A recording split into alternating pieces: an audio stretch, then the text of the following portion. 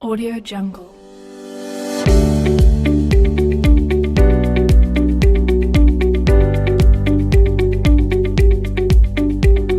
Audio Jungle.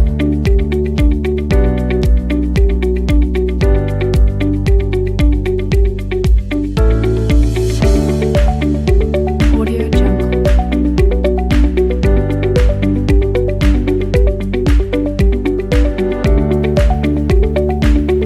Sí, Audio Jungle. buenos días. Bueno, una nueva presentación del Consejo Regional de Montevideo. Hemos hecho jornadas académicas en relación al estado de la tuberculosis en el Uruguay este año, sobre una jornada sobre el embarazo adolescente, jornadas también sobre atención integral al paciente con obesidad mórbida y también otra jornada que hemos hecho sobre el tema de la atención al paciente, las técnicas de atención al paciente sordo, ¿verdad? Y actualmente actualmente estamos presentando esta jornada sobre el estudio CESCA, sobre la enfermedad cardiovascular y los factores de riesgo en el Cono Sur, y anunciamos para el 15 de noviembre la jornada sobre burnout médico y estrés laboral médico, 15 de noviembre, hora 10 de mañana. El 22 de noviembre sería la jornada sobre contaminantes ambientales, también a las 10 de la mañana, viernes, presentada por la Unidad de Pediatría Ambiental. Y el 29 de noviembre sería la jornada sobre relación médico-paciente, otra actividad importante.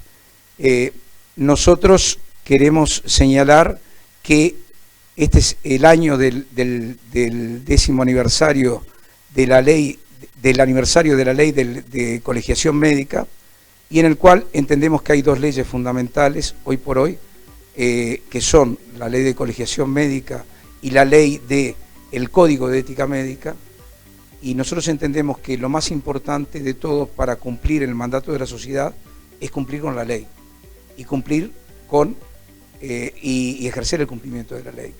Y entonces nos parece muy importante estos dos cometidos que plantea la ley, que es el de velar para que los médicos desarrollen su actividad con dignidad e independencia, y también vigilar que los actos médicos se cumplan dentro de los valores y reglas del Código de Ética Médica. No es menor la complejidad de las tareas de los médicos, implican que tenga una diversidad de presentaciones, es decir, diversidad de especialidades, pero hay una unidad esencial. La medicina es una sola en la concepción y en la ética. Y entonces nosotros entendemos que estamos haciendo por la sociedad en la medida que estamos realizando el cumplimiento de unas leyes elaboradas por un Parlamento democrático. Entonces, yendo ya sin más, agradecemos a la doctora Jacqueline Ponzo y al doctor Aníbal Manfredi la presentación para todos los médicos de este importante estudio de prevalencia y de incidencia de la enfermedad cardiovascular y factores de riesgo en el Cono Sur. Así que, adelante entonces.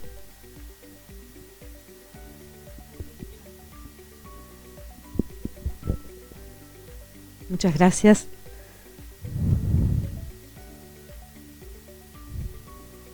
Bueno, buenos días.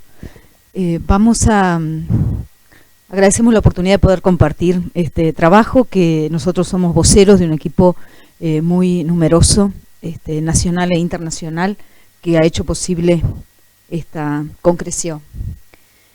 Son dos estudios, que son los estudios madre de este proyecto, que en general lo englobamos como CESCAS, pero que en realidad en una misma corte encierra un estudio orientado a lo cardiovascular, que es CESCAS 1, después hubo un CESCAS 2, y PRISA.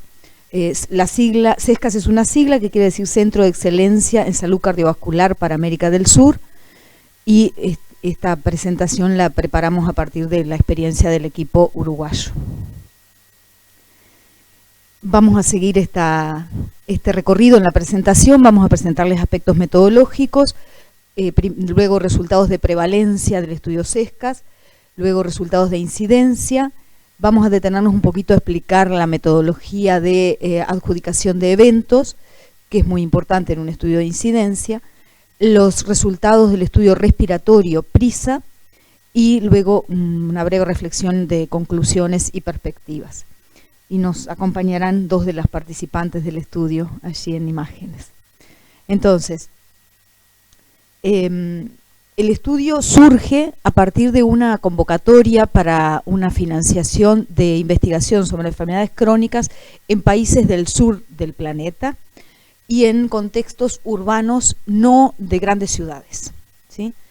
Esa convocatoria se hizo a partir del Instituto Nacional de Salud de Estados Unidos y se financiaron inicialmente 11 centros, unos bajó rápidamente, quedaron 10 centros globales. La postulación fue en el año 2008 y a partir del 2009 se empezó a trabajar con la consolidación del equipo y luego el reclutamiento de la Corte. La coordinación general y la iniciativa del estudio fue del Instituto de Efectividad Clínica y Sanitaria, el IECS, de Buenos Aires, liderado por Adolfo Rubinstein, y el objetivo del proyecto era generar conocimiento sobre el impacto sanitario de las intervenciones y políticas necesarias para contrarrestar los efectos de las enfermedades crónicas que constituyen una epidemia a nivel mundial. Implementar investigación y capacitación sobre enfermedades cardiovasculares y sus factores de riesgo en el sur del mundo, como les decía, y fueron más de 20 proyectos que se organizaron en estos 10 centros. Perdón. Las instituciones participantes, como dijimos, el Centro Coordinador IECS, luego participamos distintos sitios donde se radicó el estudio, por Bariloche el Sanatorio San Carlos de Argentina, en Marcos Paz también Argentina fue la municipalidad, la institución participante en la provincia de Buenos Aires, en Chile, la Universidad de la Frontera en Temuco, el Instituto de Investigación SIGES. En Uruguay fue el Departamento de Medicina Familiar y Comunitaria de la Facultad de Medicina. Y también participaba como investigadora asociada a la Universidad de Tulane de Nueva Orleans en Estados Unidos. Acá aparecen los nombres del equipo inicial, luego ha habido algunos movimientos, pero básicamente este equipo se ha mantenido, o sea, se ha incorporado gente a lo largo del tiempo. Adolfo Rubinstein y Vilma Irasola son los directores, Rosana Poggio, Laura Gutiérrez, Natalia Elorriaga y Gabriela Mata son investigadoras del IECS que han permanecido a lo largo de todo el proceso, Matías Calandrelli, investigador principal en Bariloche, Nora Mores, Héctor Olivera en Marcos Paz, Fernando Lanas y Pamela Cerón en Chile, Coco y yo acá en Uruguay, y Xianji, Lidia Bassano y Cherchung Xuan en Tulane. En Uruguay nosotros tenemos un equipo estable que fue consolidado a lo largo del tiempo y que ha ido creciendo en competencias y también en carrera profesional y académica a lo largo del tiempo. Entonces trabajamos con la supervisión para el trabajo de campo de la licenciada en Trabajo Social Patricia Barot, co-investigadores Arianel Bruno, David Pereira Curbelo, Verónica Guatini, Ana Gosweiler. Dos de ellos cuando empezó el proyecto eran estudiantes, ahora ya son médicos, algunos casi completando la especialidad. Y tuvimos también docentes colaboradores, Julio Braida, Simón Centurión. Tuvimos pasantes de investigación convocados como cargos docentes remunerados, Virginia Cardoso, Valentina Ollero, Fernanda Suárez, Dayana Moyano. Y tuvimos numerosos estudiantes que participaron del proyecto en cursos optativos, en ediciones que se replicaron en los años 2012, 2014 y 2016. El objetivo de CESCAS es investigar la prevalencia, distribución y tendencia secular de las enfermedades cardiovasculares y sus factores de riesgo, así como la incidencia de enfermedad cardiovascular en la población general del Cono Sur. Este es el objetivo general guía, ¿no? Y vamos a ir haciendo un repaso rápido y luego podemos responder preguntas sobre aspectos metodológicos, ¿sí? Entonces, se planificó como un estudio de cohorte, una cohorte prospectiva de base poblacional. En la primera etapa un estudio de corte transversal al inicio, digamos, del estudio para determinar la prevalencia de factores de riesgo y enfermedad cardiovascular, y en una segunda etapa el seguimiento de esa corte para el estudio de la incidencia de la enfermedad cardiovascular y la asociación entre los factores de riesgo y la enfermedad. Entonces, en la etapa basal, nosotros trabajamos fundamentalmente allí en el reclutamiento. Luego tuvimos inmediatamente a completar el reclutamiento, fíjense, allí están los años, 2011 y 2012, nos llevó 2 años el reclutamiento, que inicialmente estaba previsto para hacerlo en un semestre, ¿sí? Y no hemos bajado ese tiempo en los seguimientos siguientes.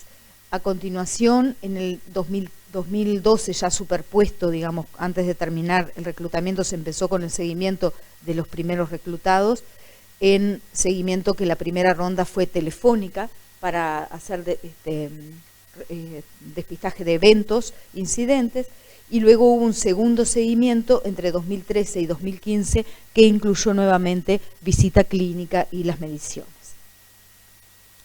La muestra fue una muestra probabilística que incluyó para todo el Cono Sur 7.524 participantes. La edad de los participantes fue entre 35 y 74 años, residentes permanentes de esas 4 localidades que les había mencionado: Bariloche y Marcos Paz en Argentina, luego Temuco en Chile, y en Uruguay tomamos como una urbanización única Barros Blancos y Pando, que luego extendimos a Nicolich por razones de muestreo, porque no completábamos, ya habíamos agotado el relevamiento de Pando y Barros Blancos y no llegábamos al N, y decidimos incluir Nicolich, que tenía características similares. El consentimiento informado de los participantes previo a toda participación en el estudio, y el tamaño de la muestra que se había estimado con estas características de alfa 0,05, poder 85%, proporción 0,05 y un efecto de diseño se calculaba en 450 por sitio, y nosotros se había planteado 2.000 participantes por sitio. No todos los sitios llegamos a esos 2.000, como ven, no se llegó a los 8.000, pero de todos modos se quedó en un número suficiente para lo que se había estimado. ¿Cómo fue el método de muestreo? En los 4 sitios se siguió el mismo procedimiento, se trabajó con un muestrista que desarrolló la metodología para todos los sitios, ¿sí? Se hizo un muestreo estratificado por segmentos censales en cada una de las localidades, ¿sí? Teniendo en cuenta los indicadores socioeconómicos proveídos por el INE en nuestro caso, ¿sí? Y a partir de los segmentos censales y los puntos muestras que se definieron por este criterio, luego se estableció una metodología de muestreo de hogares para identificar en los hogares a los participantes.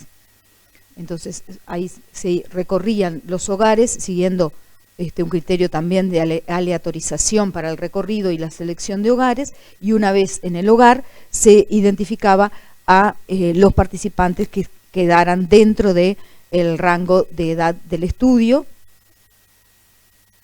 y estaba estratificado por edad y sexo, digamos, ya cuántas personas teníamos que reclutar dentro de cada segmento, dentro de cada uno de estos segmentos, cuántas personas teníamos que incluir para mantener la estratificación, no solo por nivel socioeconómico, sino por edad y sexo, ¿sí?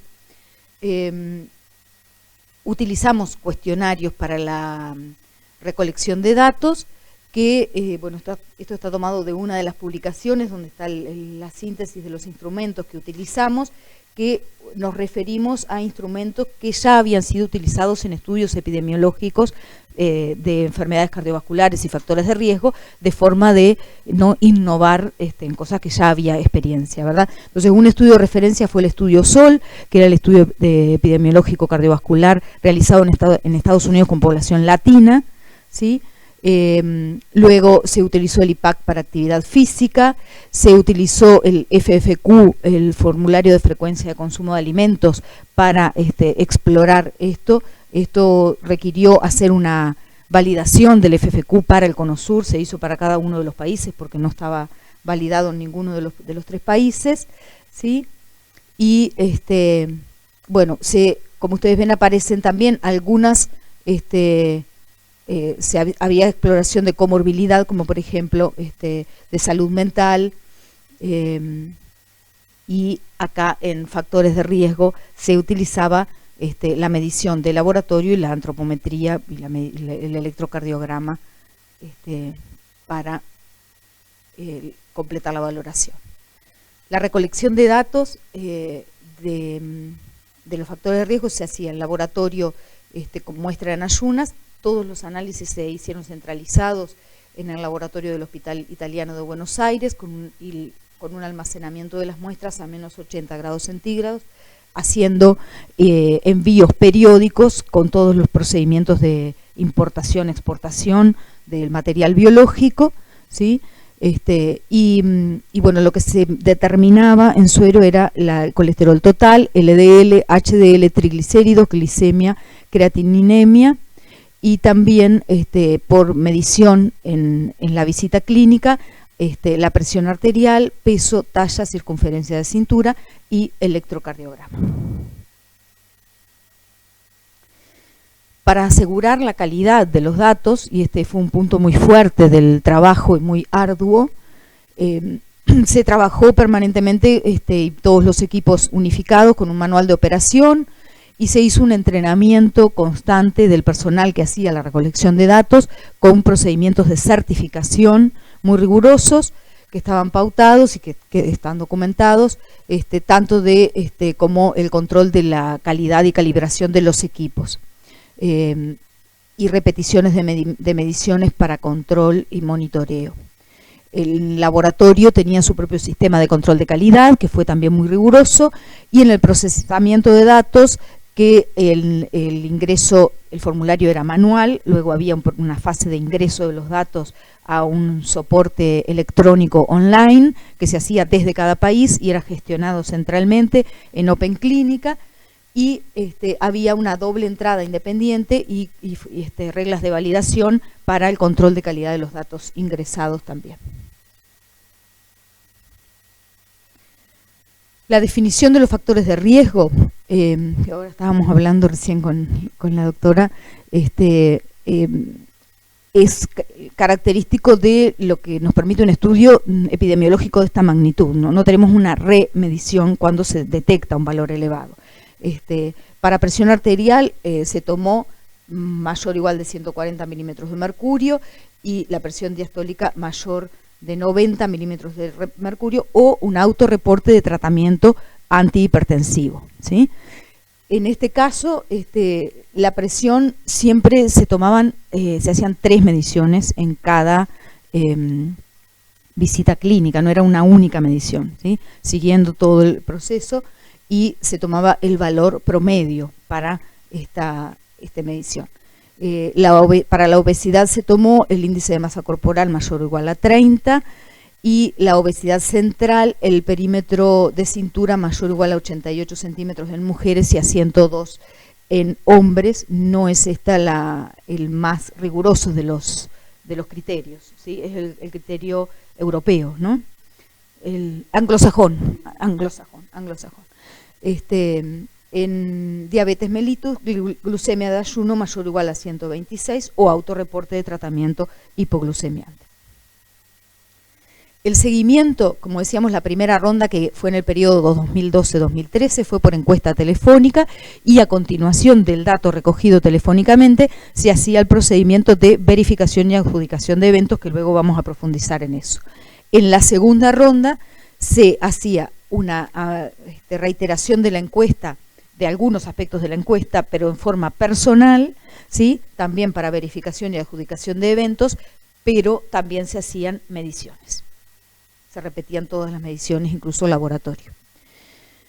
El proceso de adjudicación de eventos, una vez que tenemos el autorreporte, se pasaba a hacer un formulario de recogida, se completa un formulario de recogida de datos y se genera una nueva instancia de contacto con el participante o familiar para recoger la documentación que respalda ese evento, la documentación clínica, ya sea un resumen de alta, un informe de un ecocardiograma, bueno, de acuerdo al evento es la documentación que necesitábamos.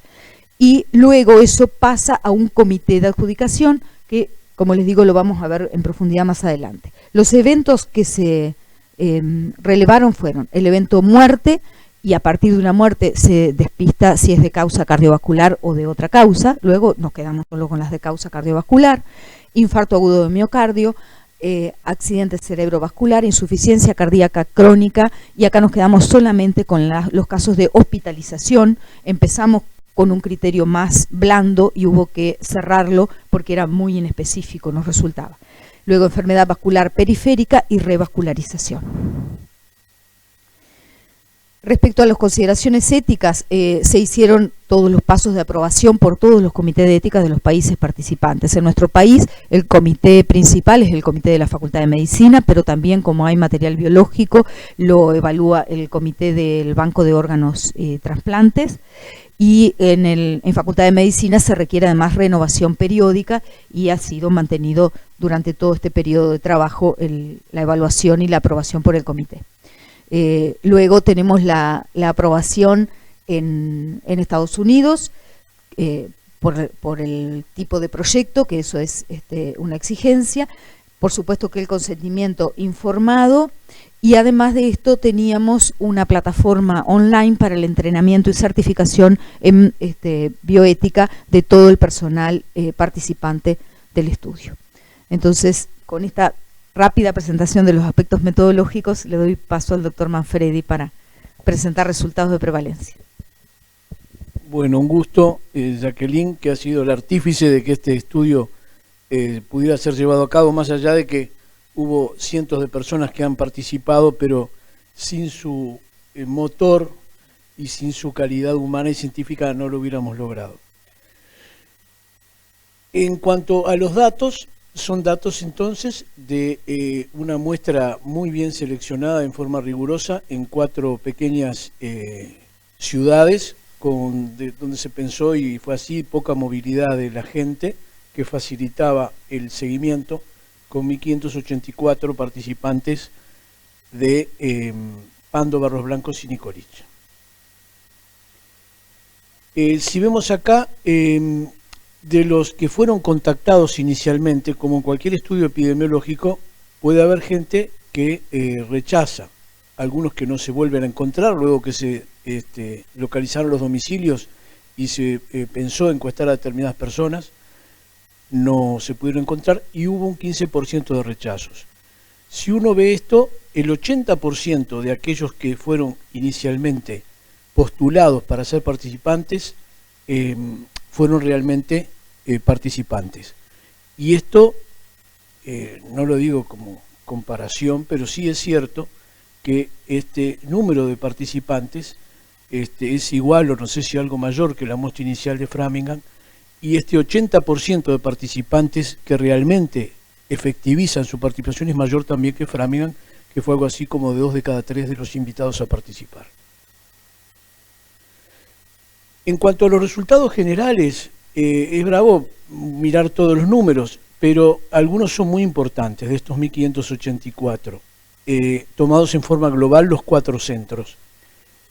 Menos que el nivel secundario de instrucción, un poco más de la mitad de la población. Sin empleo el 6%. Eran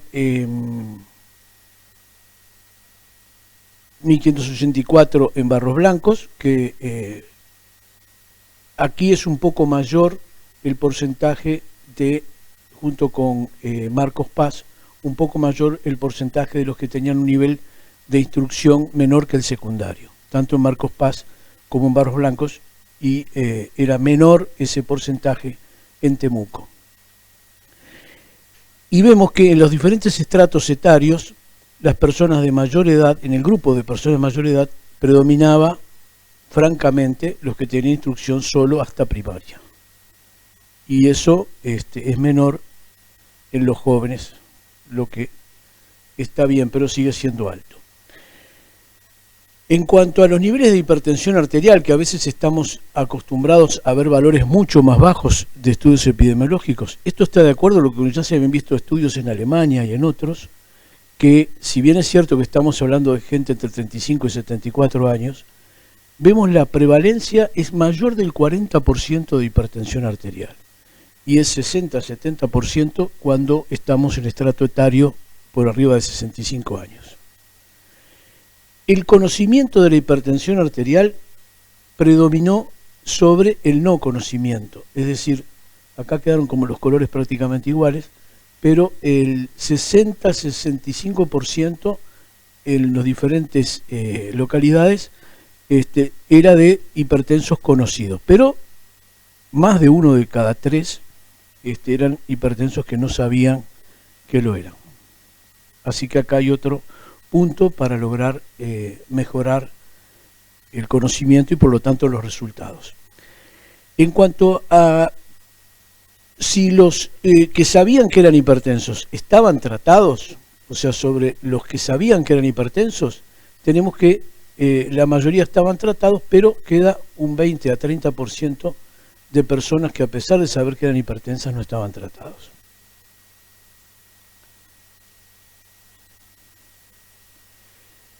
Y en cuanto a si estaban controlados, o sea, con cifras menores de 140 a 90, aquellos que recibían tratamiento, vemos que los que estaban no controlados eran más aún que los controlados. Es decir, que a pesar de recibir tratamiento, más de la mitad estaban no controlados. Y si tomamos del total de los hipertensos, tanto los que sabían que eran como los que no sabían y que no estaban tratados, el total de los hipertensos, que sabemos que era el 40-45% de la población participante, no controlados estaban 3 de cada 4, siendo algo menor esta cifra y un poco mayor los controlados justamente en el centro, en la localidad de Pando, Barros Blancos y Nicorich. Pero aún así anda rondando 1 de cada 4 solo tienen las cifras normales. Así que altísima prevalencia de hipertensión y muy bajo control. Esto también ocurre en otros países, pero tenemos que mejorar nuestros resultados. Si ponemos entonces una tabla que resume un poco todo lo que estuvimos viendo en esos gráficos que eran mucho más amigables, pero lo pongo para ver que en cuanto a la edad no hay mucha diferencia en cuanto a la prevalencia de hipertensión, el conocimiento es mayor en mujeres, así como el tratamiento y el grado de control en los hipertensos tratados, y sobre los hipertensos totales el grado de control es mucho mayor en mujeres que en hombres. Y lo otro que quería destacar, para no destacar todo, pero destacar acá, es que según los estratos etarios, vean cómo avanza la hipertensión, y en el estrato de 65 a 74, 3 de cada 4 personas son hipertensas. La obesidad, por supuesto, IMC de 30 o mayor. Obesidad solo, acá no está sobrepeso, sino solo obesidad, prácticamente entre el 32 y el 44%, siendo 36,8 en Canelones. Las cifras hablan por sí solas.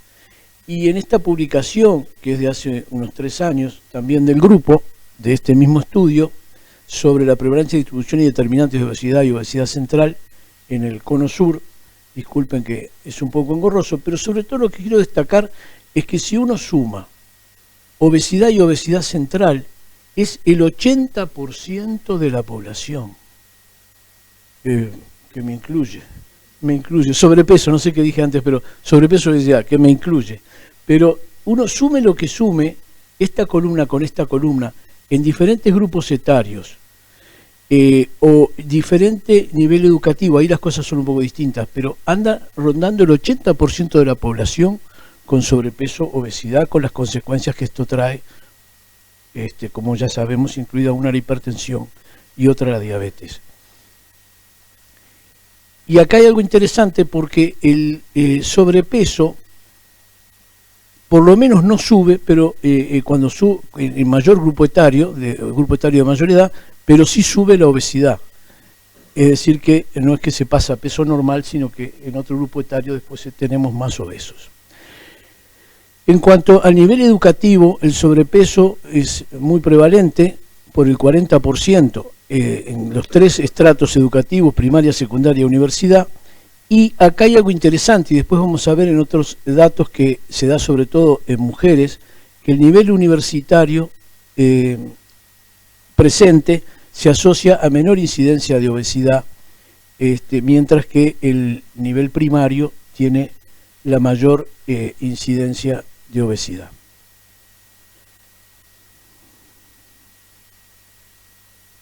En cuanto a la diabetes, esto es datos del estudio que fueron presentados recientemente, el año pasado, y figuran en el libro de abstract del Congreso que Circulation marca. Tenemos los datos de prevalencia de diabetes en los 4 centros en su conjunto y desagregado por centro. En el primer caso, que anda por el 10%, es de acuerdo al valor de glicemia, 126 o mayor, y si le agregamos aquellos que a pesar de tener un valor menor se conocen diabéticos, el autorreporte llega al 11.7%. En el caso de nuestro país, o mejor dicho, nuestro sitio, 10% por glicemia y con el autorreporte 12.8 la prevalencia de diabetes.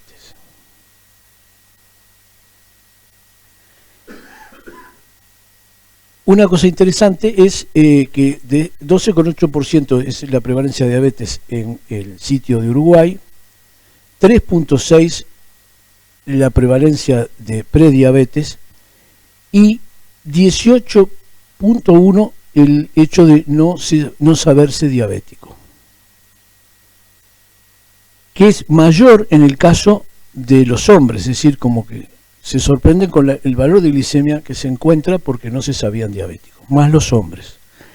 Y esto es mayor en los estratos de edad media y menor, se saben más diabéticos y menos falta de conocimiento en estratos mayores. En cuanto al tabaquismo,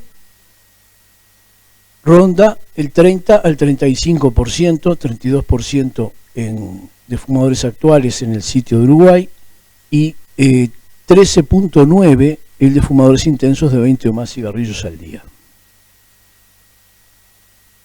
La hipercolesterolemia también fue muy prevalente y de las distintas hipercolesterolemia e hipertrigliceridemia, hipercolesterolemia en azul, el HDL bajo menor de 40 en rojo y la hipertrigliceridemia en amarillo.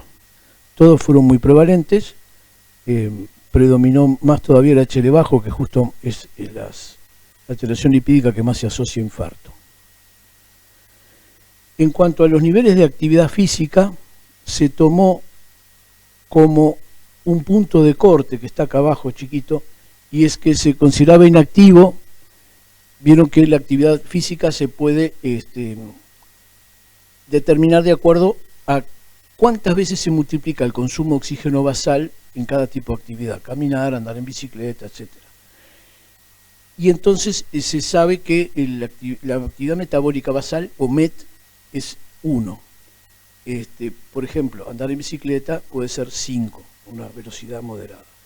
Entonces, estos METs por minuto por semana es la unidad metabólica de actividad física por el número de minutos en la semana. Es decir, que menos de 600 METs por minuto por semana se considera inactivo. O sea que hay tablas donde uno se puede fijar.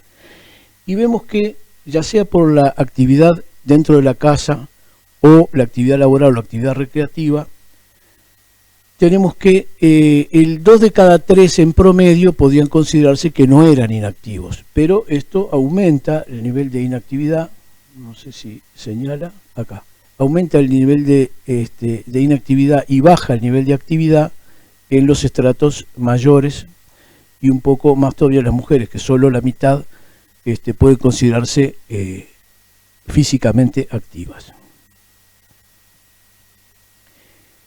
Los diferentes factores de riesgo entonces, hipertensión, diabetes, obesidad, tabaquismo, hipercolesterolemia, son bien prevalentes, pero están además relacionados, la mayoría de ellos, con el nivel de instrucción primaria, secundaria o terciaria, existiendo un gradiente en el cual los factores de riesgo son menos prevalentes cuando el nivel de educación es terciaria. Esto no es así para la hipercolesterolemia, pero sí para los otros factores, lo que tiene que ver con lo social y económico, porque justamente hay una vinculación fuerte entre el nivel de instrucción y el nivel socioeconómico.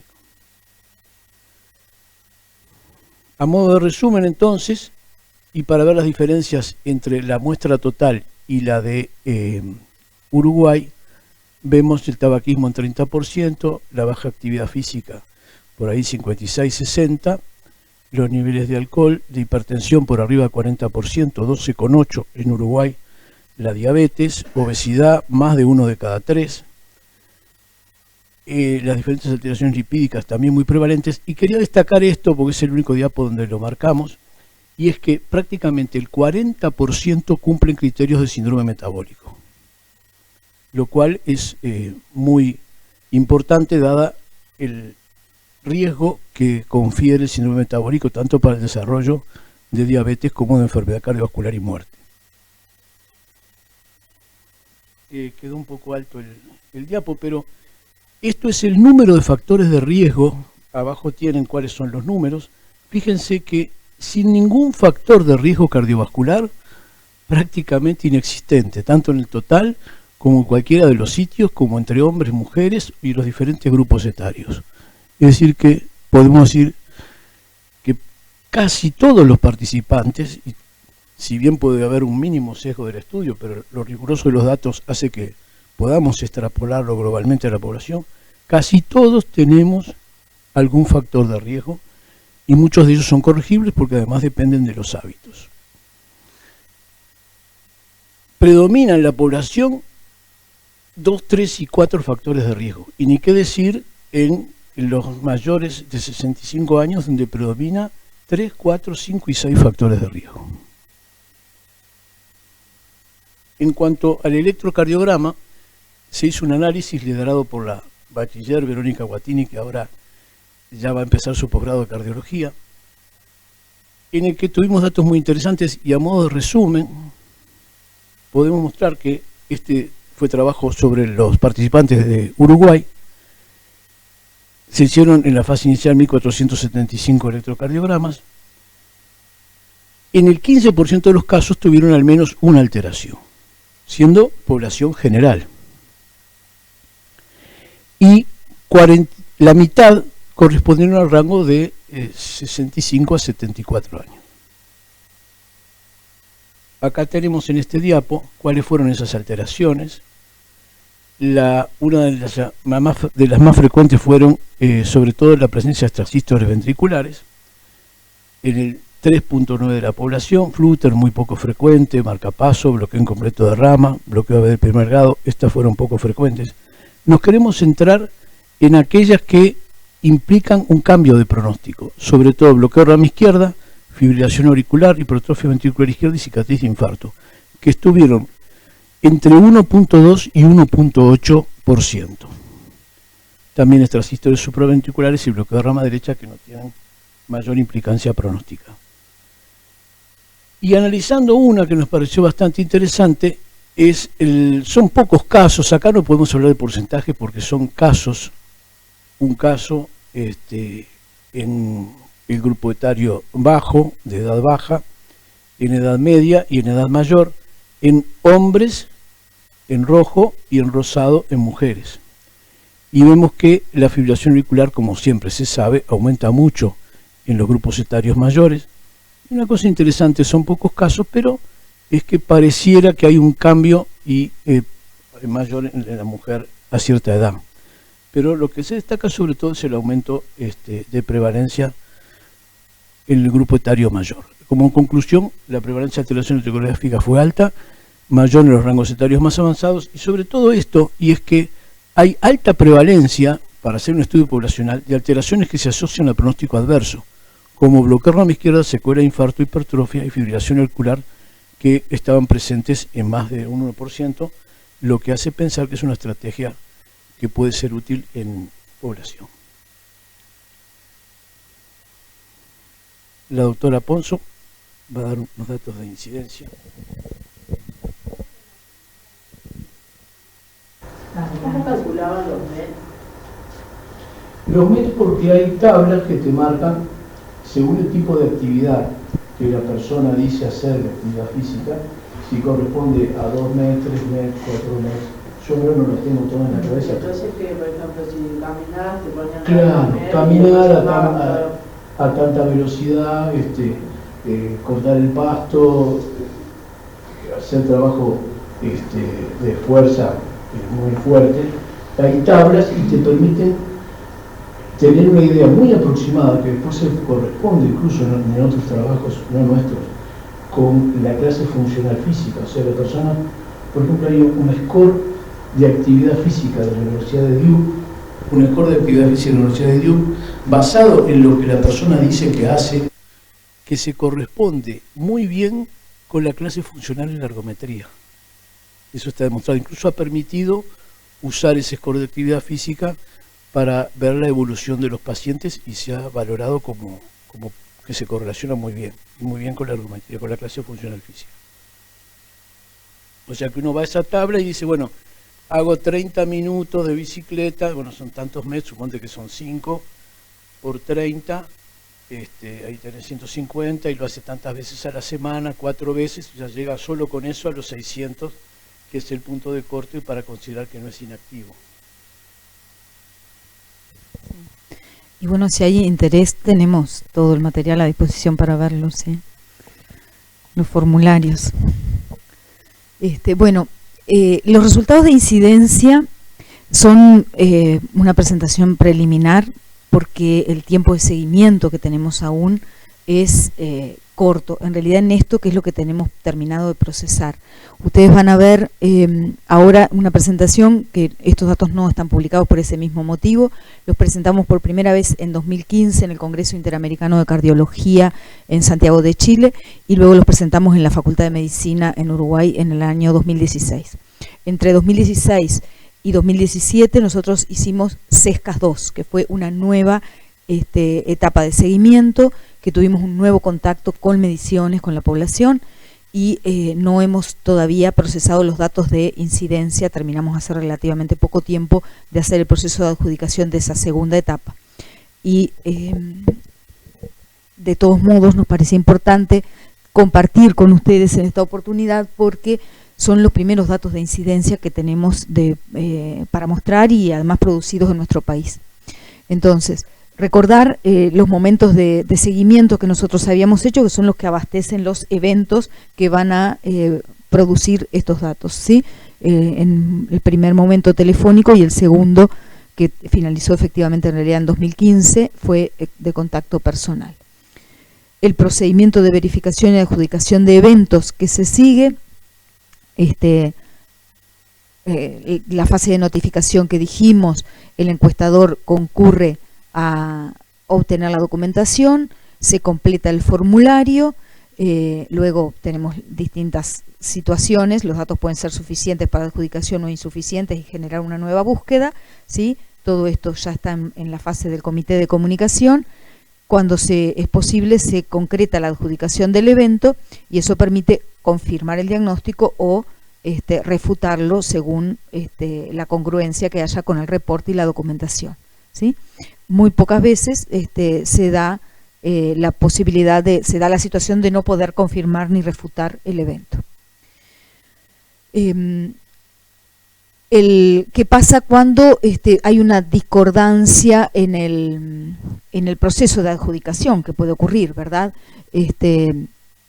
Hay un investigador A y un investigador B que adjudican el evento en forma independiente, ¿sí? Y luego, si hay una concordancia, ese caso se reconfirma y si hay una discrepancia, participa un nuevo investigador C para definir. En nuestro caso, los eventos cardiovasculares los hacía la primera etapa de adjudicación el doctor Manfredi, y luego en forma ciega los mismos eventos con la misma documentación eran adjudicados por un investigador de Argentina, y se aplicaba este algoritmo. Los eventos cardiovasculares, ya los mencionamos, recordar: muerte de causa cardiovascular, infarto, angina, accidente cerebrovascular, insuficiencia cardíaca hospitalizada, enfermedad vascular periférica y revascularización coronaria, ¿no? Son tres, corresponden a cardiopatía isquémica. ¿Qué números tuvimos? Del total de 7.524 participantes en la fase de seguimiento, nosotros tuvimos 82 bajas, que representan un 1,1%, bajas voluntarias, personas que dijeron no quiero seguir participando, ¿sí? Y personas que no pudimos encontrar, 107, un 1,4%. Contactamos efectivamente al 97,5% de la población reclutada entre 2010-2011 en este total periodo de seguimiento que se extendió hasta 2015, lo cual nos da este tiempo de seguimiento que tiene una mediana de 2,2 años y un rango de 1,9 a 2,8 años. Y este tiempo para un estudio de incidencia es poco, por eso les decía que estos datos todavía requieren mayor alimentación y mayor duración para poder aplicar lo que esperamos para evaluar causalidad y también para tener mejores datos de incidencia. De los participantes que se logró contactar, en el 84,7 se logró hacer efectivamente la visita clínica, completar las mediciones en la segunda fase de seguimiento. En un porcentaje de 15 no se logró la visita, pero se logró el reporte de eventos. Ahí estábamos destacando el periodo de seguimiento. Entonces, ¿qué obtuvimos? En primer lugar, eventos fatales 131 y eventos no fatales 405. De los eventos fatales de causa cardiovascular, 39. Hubo 92 muertes que fueron por otras causas. Esto es importante. De las 39 muertes de causa cardiovascular, eran personas que no tenían historia previa de enfermedad cardiovascular. Y 21 sí tenían historia previa. Bueno, ¿qué pasa con los eventos no fatales? Se lograron confirmar 152. Acá ya van viendo lo que es la importancia de la adjudicación. O sea que se refutaron 253 de los reportados por los participantes. Y acá también ya tenemos muy importante el dato de la ausencia de historia previa de enfermedad cardiovascular, y que debutan con un evento. Para el cálculo de la incidencia, acá se retiró los 767 participantes que tenían eventos prevalentes en la fase de seguimiento.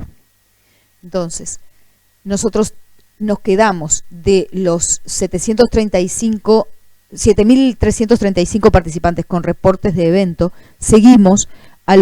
nos quedamos para este análisis con los 6.568 participantes que no habían tenido evento cardiovascular al momento de la fase de seguimiento. Y estos eventos finalmente fueron 96. El total de participantes con eventos cardiovasculares fue 79, o sea, 96 eventos en 79 personas. Algunas personas tenían más de un evento. Sí.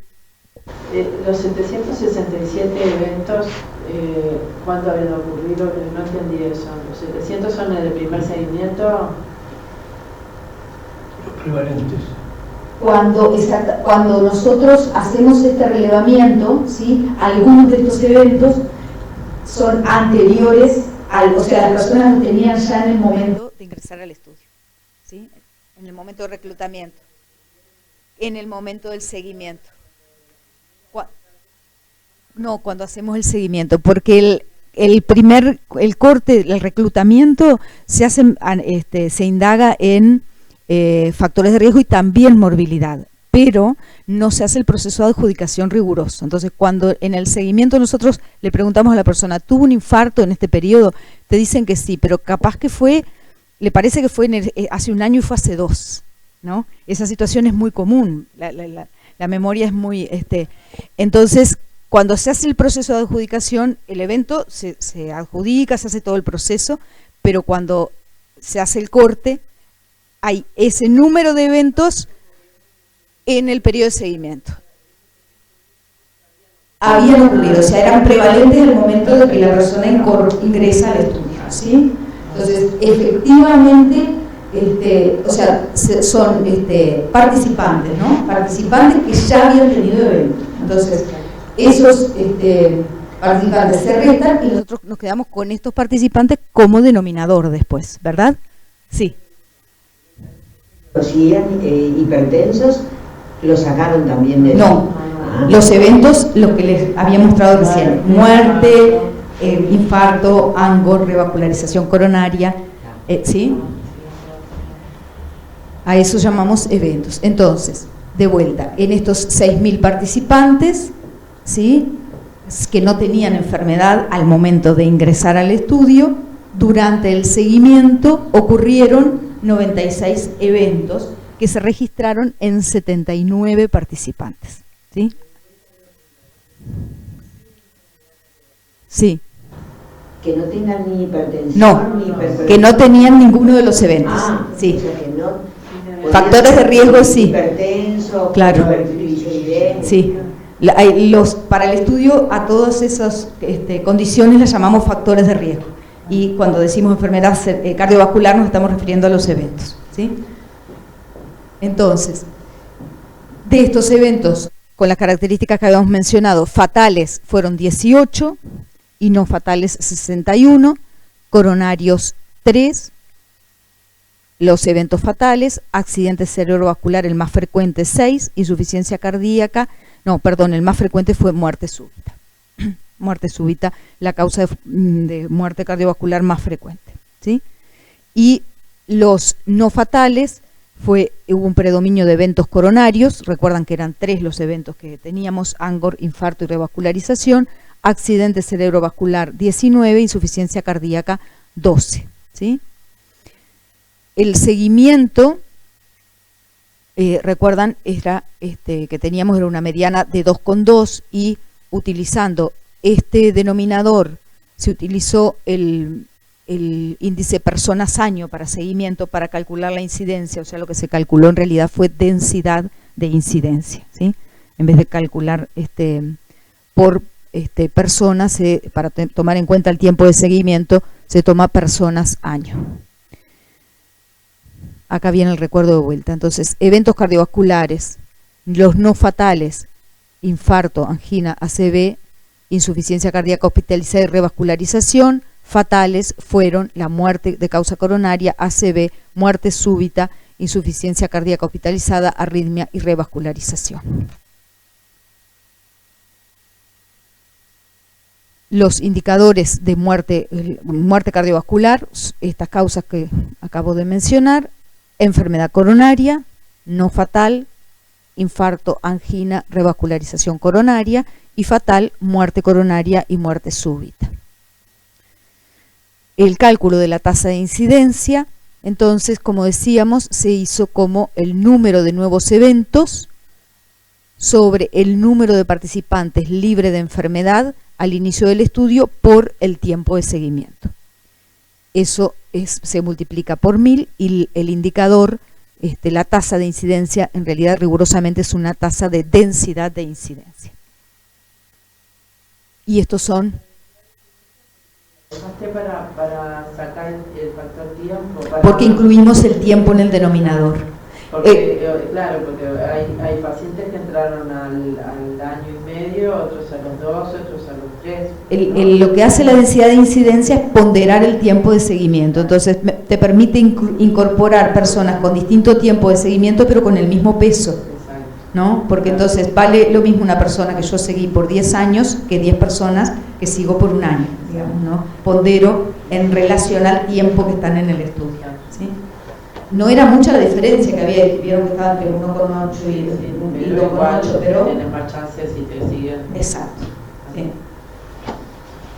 Entonces, ahora se nos fue la tabla justo de acá. Entonces, bueno, acá están los números. Eventos total, ¿no? Y después por el sitio, acá está nuestra columna, que ya verán que destaca por ser un poquito más alta que las otras en la primera, ¿no? 4,7 y 6,7 en los totales. La mortalidad 1,1, 0,6, bueno, esto es mejor, ¿no? Cardiovascular no fatal 3,7, 6,1 en nuestra población, 2,5 la enfermedad coronaria, 3,3 en nuestra población, 1,6 ACV, 2,2 en nuestra población, insuficiencia cardíaca hospitalizada 0,9, 1,6 en nuestra población. Sí, pero una cantidad de eventos Sí. muy despegado de los demás países. Da para mucho análisis, pero también es lo que decíamos, también cautela, porque esto es poco tiempo. Entonces queremos en poco tiempo tener por lo menos el seguimiento hasta 2007. ¿Pacientes que los de los demás? No, todos tienen la misma La misma distribución, sí, sí, sí. Sí, sí. Bueno, ¿cómo se presenta la incidencia? Estos son incidencia de total de eventos. Hay una diferencia entre hombres y mujeres en favor de las mujeres, digamos, en el sentido que es menos, ¿no? Importante, 6,2, 3,7. Y el gradiente de edad es muy esperado también, pero es muy significativo, ¿no? Y este gradiente, no sé si es tan esperado, pero realmente impresiona. Esto es por nivel de instrucción, la tasa de incidencia de eventos, 5,7 para personas con instrucción primaria, 4,9 para personas con instrucción secundaria y 2,1 para personas con instrucción universitaria. Vamos a presentar adjudicación. Bueno, gracias Jacqueline, gracias a todos ustedes. El proceso de adjudicación de eventos tal vez haya quedado claro en su carácter de ser una tarea muy ardua, que han trabajado muchos estudiantes y sobre todo la responsabilidad de médicos que fueron a buscar los documentos reiteradas veces, y eso es una tarea muy pero muy importante. El proceso realizado de forma sistemática, esto es la adjudicación de eventos, para adjudicar los eventos cardiovasculares que ya se mencionaron los participantes de CESCAS. Ese proceso tiene diferentes etapas que comienza con las llamadas telefónicas y visitas a los participantes, y completaron la fase de seguimiento el 99,4, lo que para un estudio de este carácter poblacional es muy muy bueno, de los cuales 6,6% de los participantes reportaron eventos, que fueron 139. Estamos refiriéndonos al proceso de adjudicación en Uruguay, en nuestro sitio.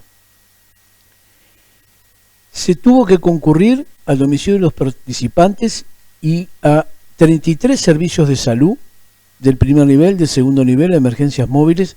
Se fue también hasta registro civil, Ministerio de Salud Pública, juzgado, residencial de ancianos, necrópolis, funerarias, y tuvieron también los datos certificados de función.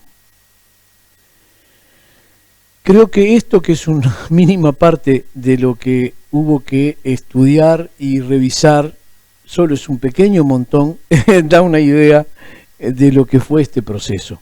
Hubo varios pasos para conseguir un solo evento, y el máximo de pasos fue 9 para un participante, un evento.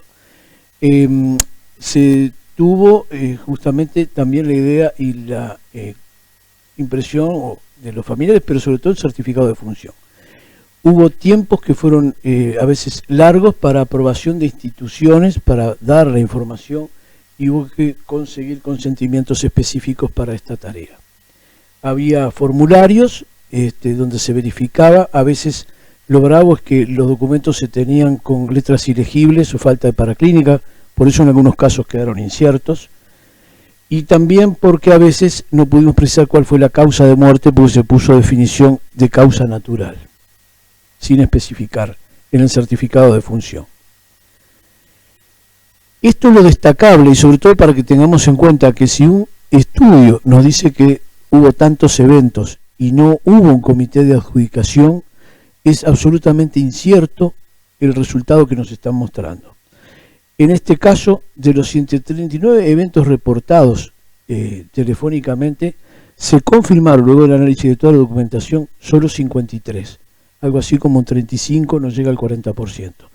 En 11, por dificultades desde la letra, etcétera, fue incierto o no pudieron encontrar los documentos y se refutaron más de la mitad de los eventos, porque correspondían a otra cosa, desde que la persona podía decir que tuvo un infarto y resultó que había tenido una neumopatía o cualquier otra cosa. O los exámenes de la historia clínica demostraban que no había tenido eso. Acá tenemos qué pasó en cuanto a la categoría definitivo, incierto o probable y refutado en verde, con cada uno de los eventos de los cuales se tomó control. Ven que el ANGOR muchas veces luego se rechaza como diagnóstico porque se descarta con un estudio funcional, por ejemplo, que tuviera isquemia. En el caso del accidente vascular, de 6 casos se confirmaron, de 4 casos de 6 casos se confirmaron 2, de enfermedad vascular periférica también, por a veces lo inespecífico de los síntomas, hacía que la mayoría se refutaron, como en el caso de insuficiencia cardíaca, muchos que decían haber tenido insuficiencia cardíaca no se confirmó, y la muerte fueron obviamente todas confirmadas, y la revascularización señalada en 9 casos, en realidad 3 correspondían a otros diagnósticos.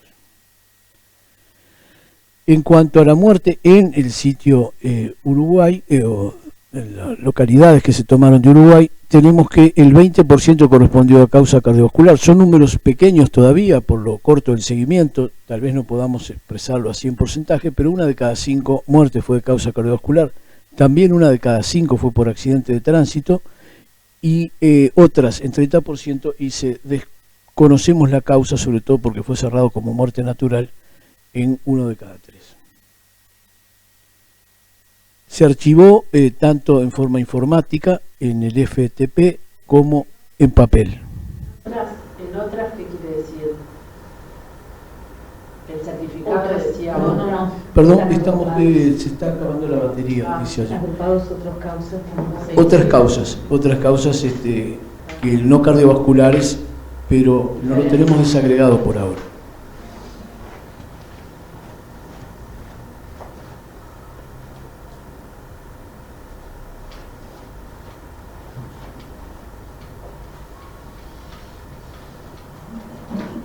Hay un 30% de causas mal definidas.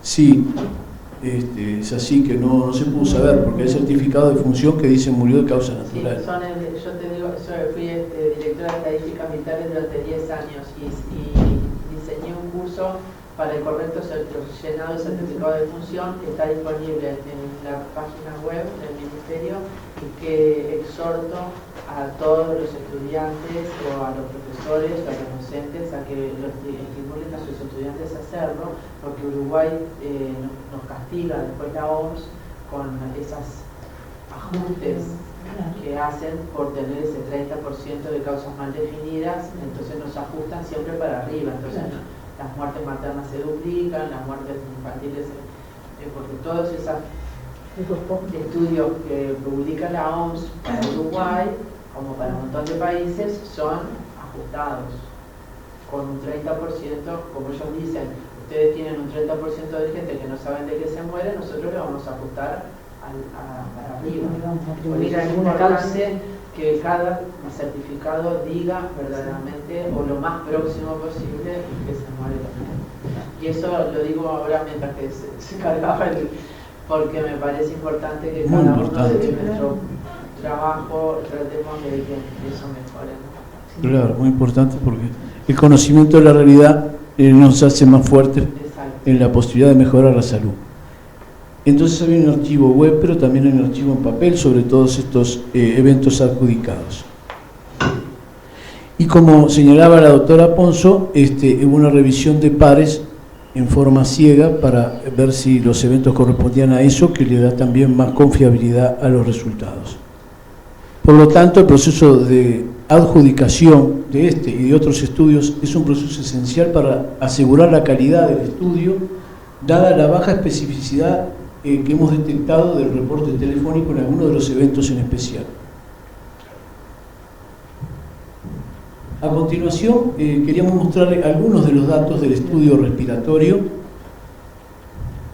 Al principio, cuando vimos el espirómetro, que era uno de los estudios esenciales, nos sorprendió. Queríamos, por supuesto, saber la prevalencia de la enfermedad pulmonar obstructiva crónica y la asociación con algunos factores. Nos sorprendió tanto que creímos que no iba a ser posible. Tenemos los investigadores allí, Rubinstein, Vilma y Sobrino, que es el que lideró el estudio respiratorio y la publicación. Pero por suerte la gente más joven no se sorprendió tanto y pudo trabajar muy bien con este equipo y con todos los datos que había que relevar.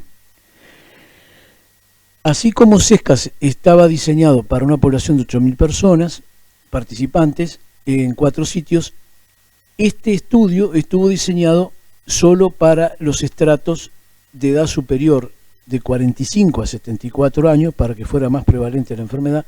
Por lo tanto, se diseñó para 6.000 personas, que después fueron algunas menos, como pasó con SESCAS, como pasa con cualquier estudio poblacional.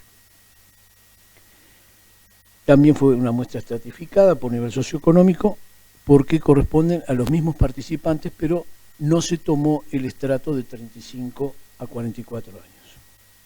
O sea, son los mismos participantes, restándole el estrato menor. A todos los demás se les hicieron medidas de espirometría pre- y post-broncodilatador. Tenemos los datos señalados del total y de Uruguay en cuanto a prevalencia de enfermedad pulmonar obstructiva crónica, habiéndose tomado el criterio de GOL, que es un acuerdo que hubo, que después fue refrendado por otros sitios, para tomar como criterio de enfermedad pulmonar obstructiva crónica, y es cuando se obtiene un valor de volumen respiratorio forzado en el primer segundo, dividido la capacidad vital, que es menor al 70%. O sea, cuando hay una pérdida mayor al 30% del volumen respiratorio forzado en el primer segundo. Y se encontró que en esos estratos etarios el 10% de los participantes tenía enfermedad pulmonar, que fue el 11,7 en Uruguay. Es mayor claramente en los hombres, 14,5 en la muestra de Pando, Barros Blancos, Nicolich, en los hombres, y 9,2 en las mujeres. Aumenta a medida que aumenta la edad, más que duplicándose en el estrato etario mayor. Y existe también, como para los factores de riesgo y también como para la incidencia de eventos cardiovasculares, un gradiente que tiene que ver con el nivel educativo y con lo socioeconómico, en el cual tienen más enfermedad pulmonar obstructiva crónica quienes solo tienen hasta instrucción primaria con respecto a quienes tienen instrucción secundaria o terciaria. Hay datos también en este estudio sobre la prevalencia autorreportada de asma, en la cual en hombres anda en nuestro sitio por 5,4 y lo duplica en las mujeres. Prácticamente no hay mucha variación en los estratos etarios de edad media, pero sí algo mayor en el estrato mayor. Y también tenemos el autorreporte de tuberculosis, que es un antecedente que está en el 2% de los participantes de Canelones, siendo menor en el estrato menor y hasta de 2,9 en el estrato mayor. Y haciendo un análisis multivariado, esto fue publicado en el 2017, haciendo un análisis multivariado de la razón de riesgo de enfermedad pulmonar obstructiva crónica en esta muestra, en el cual se ajusta para un modelo el sexo, la edad, el sitio, el nivel educativo, el índice de masa, el cigarrillo, la exposición a biomasa, asma y historia personal de tuberculosis, vemos que en este análisis multivariado tenemos que el ser hombre aumenta, de acuerdo al criterio Gold, sería esto, y este es otro criterio del límite máximo, este tiene que ver con el criterio por el cual CSPO, cuando luego de broncodilatador, se mantiene en el quintil de más bajo valor con respecto al límite normal.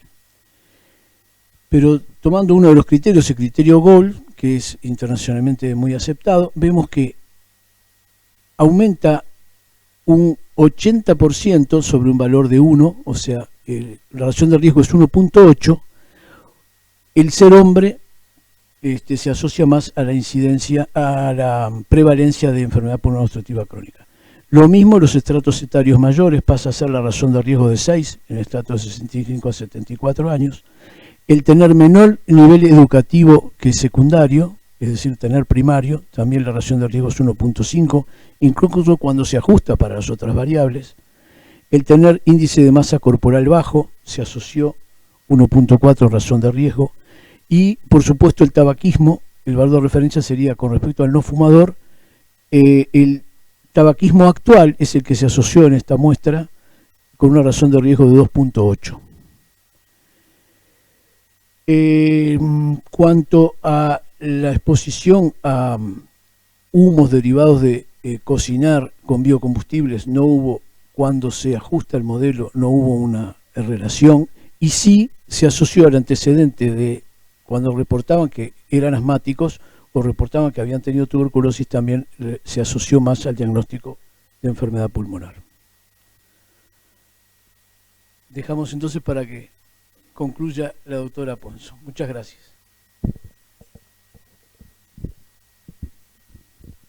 Es un repaso breve para dar un cierre y dar paso a conversar. En realidad, destacar algunos de las conclusiones principales de lo que hemos mostrado y también del proceso. Claramente es muy alta la prevalencia, tanto de factores de riesgo cardiovascular y de enfermedades cardiovasculares y respiratorias en nuestra población urbana uruguaya, que es a la que refiere el estudio. CESCAS provee los primeros datos de incidencia de eventos cardiovasculares en Uruguay, con un periodo breve de seguimiento aún. El evento cardiovascular más incidente en Uruguay fue la muerte, seguido por insuficiencia cardíaca y ANGOR, ¿sí? La prevalencia e incidencia no se distribuyeron en forma homogénea en la población, sino que traducen la inequidad social y económica. Tanto la prevalencia de los factores de riesgo cardiovascular, la incidencia de eventos cardiovasculares, y también vimos que EPOC muestran este gradiente según el nivel de instrucción. Nosotros recogimos en el estudio datos de ingresos para hacer una estratificación económica, también de ocupación y otros datos socioeconómicos. Luego, si bien el cuestionario era el mismo, por la forma de reporte era muy difícil homogeneizar los tres países. Fue por este motivo que luego se tomó la decisión de utilizar el nivel socioeconómico como un proxy el nivel de instrucción como un proxy del nivel socioeconómico, ¿sí? Pero se validó estadísticamente para usarlo de esa forma. Entonces, cuando nosotros decimos nivel de instrucción, lo podemos asimilar a nivel socioeconómico, ¿sí? Entonces, ya voy a repetir las gráficas que ya vimos, pero nos parece importante destacarlo como una conclusión de este estudio, ¿no? Claramente estamos encontrando que el nivel de instrucción alto es un factor protector para la salud cardiovascular, ¿sí? Y no solamente para los factores de riesgo, exactamente, sino también para los eventos. Se me quedó, lo apuré y se quedó. Acá es repetir lo que también para la prevalencia de enfermedad pulmonar, ¿sí? Y también para los eventos cardiovasculares, ¿sí? Luego la importancia que tiene la adjudicación de eventos, y importa esto para incorporarlo como un insumo para la lectura crítica, porque hay muchos estudios publicados sobre incidencia que no hacen adjudicación de eventos, y entonces realmente son resultados que uno no los puede tomar en cuenta, ¿sí? La menor especificidad del autorreporte es para los eventos más blandos, digamos, ¿no? El ANGOR, la enfermedad vascular periférica, y la insuficiencia cardíaca, ¿sí? Pero vimos que incluso los más duros, como la revascularización o el ACV, también dan imprecisión. Luego, confirmar que es imposible, que es posible realizar investigación de calidad es muy difícil. Claro, fue eso, ¿no? Muy difícil, eso no hay duda. En el espacio comunitario, además, ¿no? Que siempre subrayamos que en nuestro país es poca la investigación epidemiológica y poca la investigación clínica. Acá es una investigación epidemiológica claramente, pero que tiene un componente de participación clínica, y que, bueno, fue un enorme desafío y que fue posible. Y que realmente, bueno, hoy se mantiene hoy la corte, lo que se ha acumulado para hacer el seguimiento de este estudio. Luego, es muy lento el proceso de publicación. Nosotros compartimos ahí algunas de las publicaciones que se han ya concretado en revistas internacionales. Tenemos una política de publicaciones con un comité de dirección del proyecto, y teníamos pautado que las primeras publicaciones debían ser con todos los datos a nivel internacional, y recién después quedábamos habilitados para hacer publicaciones locales. Igual ya hace un par de años que podemos publicar acá y todavía no lo hemos concretado. Es un pendiente que tenemos como equipo de hacer publicaciones en Uruguay. Y bueno, es parte de esto, es lo que ya sabemos. O sea, en general conseguimos financiación para proyectos, para la ejecución de proyectos, pero terminado el proyecto, cada uno tiene que seguir en otras tareas y no hay un tiempo financiado, protegido para esta fase de publicación, ¿no? Sí, lo que es más factible es comunicar en eventos, y eso es lo que hemos hecho permanentemente, pero es menos efectivo, ¿verdad?, para impactar. El desarrollo de la investigación es el camino más adecuado para la formación de investigadores, eso lo hemos comprobado en carne propia, porque hemos aprendido muchísimo, ¿sí? Y además ha favorecido el desarrollo de infraestructura y espacios de investigación y una cultura de investigación, podríamos decir. Como donde hemos estado generando este proyecto, se ha naturalizado el hecho de la investigación incluso en la población, ¿no? También nos ofrece oportunidades para la formación curricular que hemos utilizado, y la continuidad de los equipos y los procesos fortalece estas capacidades. Nosotros tuvimos un proceso que fue muy paralelo a la instalación de la unidad docente asistencial Canelones al Este, que fue el ingreso de la Facultad de Medicina en este territorio del estudio. Fue simultáneo, no planificado, pero fue una coincidencia muy favorecedora, porque permitió que un equipo, además de medicina familiar y comunitaria, que tenía una vocación y un mandato de continuidad, estuviera detrás de la continuidad de la investigación, lo cual fue un gran soporte. ¿Cuáles las líneas de desarrollo que están en marcha vinculadas a CESCAS en este momento? En el CESCAS 2 se incorporaron cáncer y salud mental, particularmente depresión, para el análisis, y se trabajó con el Registro Nacional de Cáncer, para el registro de eventos y verificación de eventos también cáncer. Estamos trabajando con la Facultad de Odontología, un grupo que está trabajando enfermedades no transmisibles allí, vinculadas a enfermedad periodontal y otras dentales. La incorporación de la perspectiva de género en la salud cardiovascular. Hemos tenido contacto ya con el Comité de Cardiopatía de la Mujer de la SUC, y hay estudios de sociología en este momento en marcha vinculados a CESCAS para evaluar las diferencias de atención a la salud atribuidas al género y diferencias en la semiología según género. Luego, la sistematización y publicación de los resultados, como les decía, así como la experiencia de formación y la experiencia de desarrollo de investigación longitudinal, son de los desafíos que tenemos abiertos para concretar a corto plazo. En las perspectivas, aumentar la disponibilidad de estos datos para que efectivamente se traduzcan en políticas públicas y en desarrollos de estrategias preventivas. Tenemos ahora una búsqueda de financiación para hacer una nueva fase de seguimiento entre 2020 y 2021.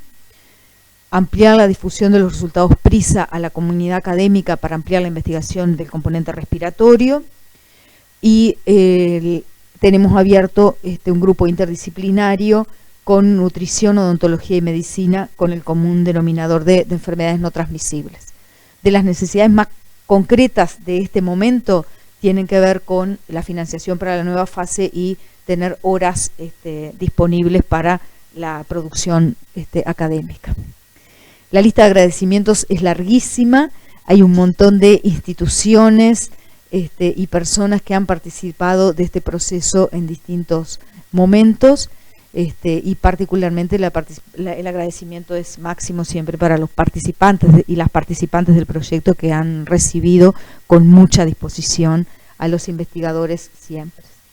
Y bueno, esta foto es un recuerdo a Gonzalo, que el profesor Gonzalo Aiello, que era, además de ser un colega muy querido en la facultad, fue un mentor de la investigación y querido compañero nuestro, y que está en el recuerdo también de la investigación PRISA.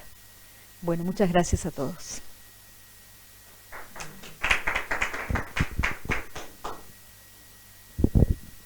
Bueno, no sé, ¿sí? Va para acá, ahí está. Bueno, bueno, muchísimas gracias de verdad por esta exposición. Entendemos que es muy importante estos trabajos de investigación de campo, ¿verdad? Y más las características que tiene este estudio, tan rigurosas, tan necesariamente rigurosas. Y bueno, quedamos a la espera en el tiempo de más información de este estudio, y realmente nos parece realmente un hecho trascendente este estudio, ¿no? Es decir, los factores de riesgo son algo muy importante en las enfermedades crónicas, y me alegro mucho también de las nuevas incorporaciones en cáncer, en otro tipo de patologías, en el cual, claro, los factores de riesgo hay que casi que descubrirlos en algunos casos, ¿no? Así que, bueno, muy agradecidos, y nada, esta es la casa de todos los médicos, que está abierta a todas las iniciativas académicas y de investigación.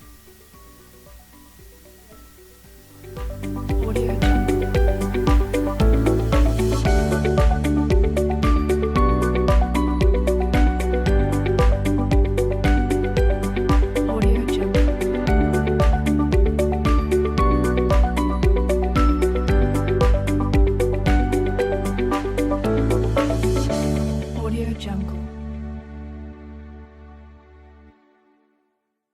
Audio Jungle.